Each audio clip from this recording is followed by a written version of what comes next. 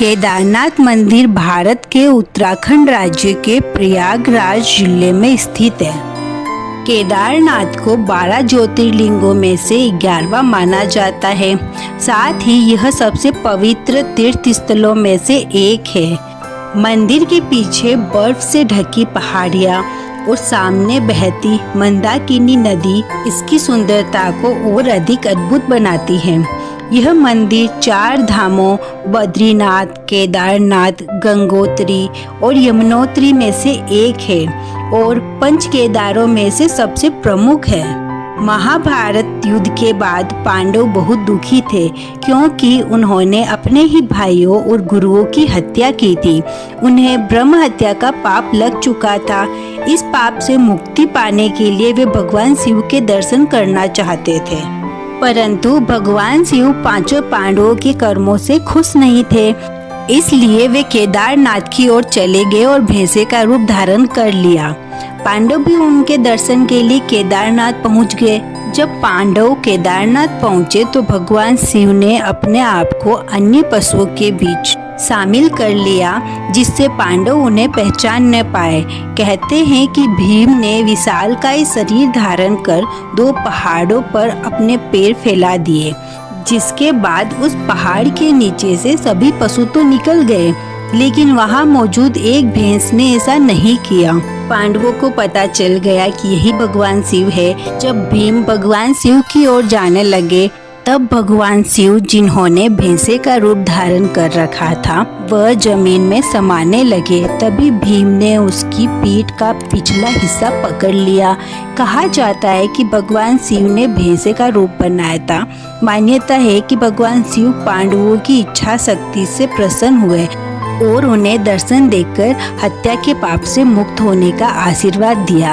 धार्मिक मान्यता है कि उसी समय से केदारनाथ में भैंस की पीठ को शिव का रूप मानकर पूजा होने लगी। भगवान शिव के शरीर के अन्य अंग धरती के अलग अलग हिस्सों में प्रकट हुए। पृष्ठभाग जो पीठ है वो केदारनाथ में, हाथ तुंगनाथ में, मुख रुद्रनाथ में, नाभि मध्य महेश्वर में, जटा कल्पेश्वर में।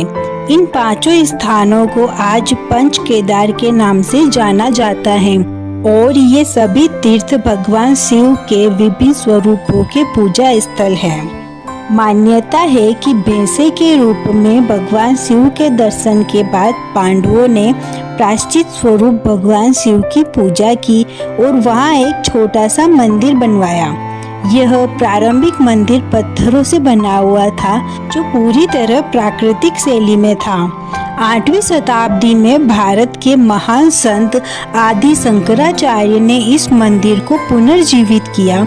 उन्होंने भारत में चारों दिशाओं में 4 धामों की स्थापना की और केदारनाथ को उत्तर दिशा का पवित्र शिव धाम घोषित किया।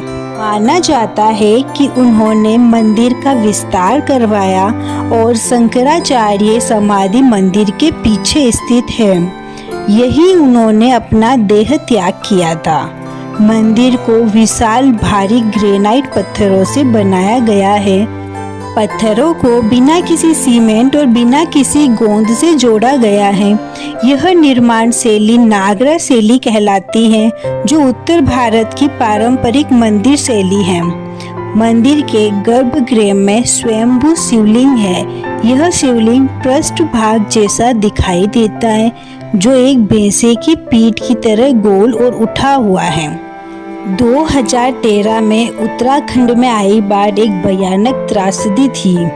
मंदाकिनी नदी ने प्रलयकारी रूप धारण कर लिया और पहाड़ टूटने लगे। हजारों लोग मारे गए, गांव बह गए, लेकिन चमत्कार यह हुआ कि केदारनाथ मंदिर बच गया।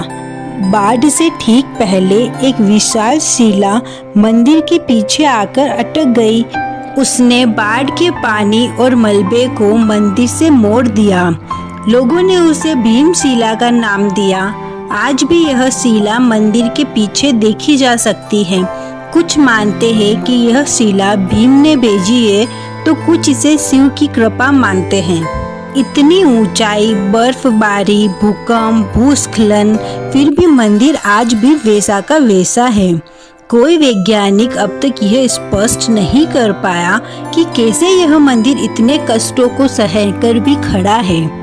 आमतौर पर शिव मंदिरों में घंटियां होती है, लेकिन केदारनाथ में घंटी नहीं है। मान्यता है कि भगवान शिव यहाँ ध्यान की अवस्था में रहते हैं और उन्हें शांति पसंद है, इसलिए घंटियां न बजाकर उन्हें ध्यान में रहने दिया जाता है। केदारनाथ जाने वाले कई यात्री बताते हैं कि उन्हें यहाँ अलौकिक अनुभूति होती है। कई लोग मंदिर में जाने के बाद मन की शांति, ऊर्जा और सपनों में दर्शन जैसे अनुभवों की बात करते हैं। केदारनाथ मंदिर वर्ष में केवल 6 महीने तक ही खुला रहता है। नवंबर में भैया दूज के दिन मंदिर के कपाट बंद कर दिए जाते हैं। भारी बर्फबारी और 0 डिग्री के नीचे तापमान के कारण वहां रहना असंभव हो जाता है। कहा जाता है कि जब मंदिर के कपाट बंद होते हैं तो भी वहां अदृश्य रूप में देवता पूजा करते हैं। मंदिर बंद होने के बाद भी वहां एक दिया जलता रहता है जिसे कोई नहीं बुझा सकता। केदारनाथ कोई साधारण स्थान नहीं है, ये एक ऐसा तीर्थ है जहाँ पौराणिक गाथाएं, प्राकृतिक रहस्य, वास्तु चमत्कार और शाश्वत भक्ति एक साथ मिलती है। यहाँ का हर पत्थर, हर हवा, हर रास्ता शिवमय है। जो हर बार यहाँ आता है उसका जीवन बदल जाता है। हर हर महादेव। Thank you. लाइक करो, सब्सक्राइब करो।